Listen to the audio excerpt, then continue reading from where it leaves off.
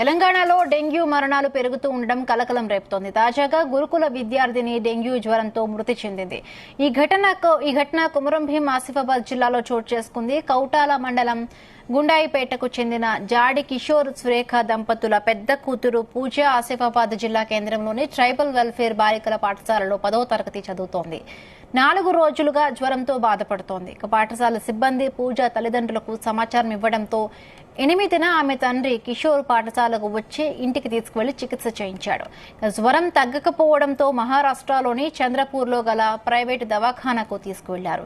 డెంగ్యూతో బాధపడుతూ ఉండడంతో మెరుగైన చికిత్స కోసం చంద్రపూర్ నుండి హైదరాబాద్కు తరలిస్తున్న క్రమంలో మార్గమధ్యంలో మృతి చెందినట్లుగా కుటుంబీకులు తెలిపారు. ఇదే గ్రామంలో విషజ్వరంతో బోయర్ కాళిదాసు అనే యువకుడు మృతి చెందాడు. గత వారం రోజులుగా జ్వరం రావడంతో మెరుగైన వైద్యం తీసుకుంటూ ఉండగా మంచిర్యాల ప్రైవేట్ హాస్పిటల్లో చికిత్స పొందుతూ మృతి చెందినట్లుగా కుటుంబీకులు తెలిపారు.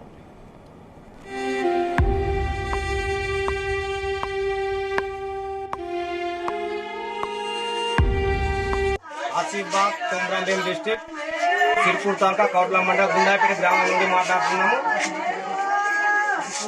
ఇప్పుడు మన ఊళ్ళో ఈ సీజన్ ఫుల్ వ్యాధులు బాగా ప్రబలి ఉన్నాయి. మరి ఇవాళ నిన్న ఒకటే రోజు ఇద్దరు చనిపోవడం జరిగింది. పూజా ఝాడే, కాళిదాస్ భోయర్. మరి ఇద్దరు కూడా చిన్న వయసు. మరి ఆమె 10th క్లాస్ చదువుతుంది. ఈయన పెళ్లి అయిన పిల్లలు కాలేదు. మరి ఇటువంటి ఈ వయసులో ఈ సీజన్లో డెంగ్యూ, మలేరియా, ఈ వైరల్ ఫీవర్స్, చికెన్ గునియా ఇటువంటి మరి చాలా మన ఊర్లో విపరీతంగా ఉన్నాయి.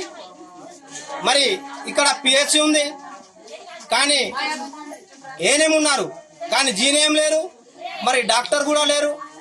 మరి ఇక్కడ ఈ గుండాయిపేటలో ఈ మినీ పిహెచ్సిలో ఇక్కడ డాక్టర్ ఉంటే ఇక్కడ తుమ్మిడేటి గ్రామ పంచాయతీ, గుండాయిపేట గ్రామ పంచాయతీ, విడ్డన్ గ్రామ పంచాయతీ మరియు బాలపల్లి ఈ పరిసర ప్రాంత గ్రామ పంచాయతీలన్నీ మరి ఇక్కడ డాక్టర్ ఉంటే మరి ఎంతో మందికి మేలు జరుగుతుంది. ఇటువంటి సంఘటనలు జరగకుండా, ఇటువంటి సంఘటన పునరావృతం కాకుండా ప్రజలకు సేవ అందించే విధంగా ఉంటుంది. మరి ప్రజలకు చాలా పేదవాళ్ళు ప్రజలు కాబట్టి పెద్ద పెద్ద కార్పొరేట్ హాస్పిటళ్లలో వెళ్ళలేకపోతున్నారు. దయచేసి అధికారులను, అనధికారులను, గవర్నమెంట్ ప్రభుత్వాన్ని కూడా మేము రిక్వెస్ట్ చేసేది ఏంటంటే మన గుండాయిపేట పిఎస్సిలో డాక్టర్ను ఖచ్చితంగా ఇక్కడ తీసుకురావాలని, అపాయింట్మెంట్ చేయాలని కోరుతూ, అలాగే డాక్టర్తో పాటు ఒక స్టాఫ్ నర్స్ కూడా ఉండాలని ఇక్కడ పెడితే మాకు మేలు జరుగుతుందని మేము మిమ్మల్ని కోరుతున్నాం.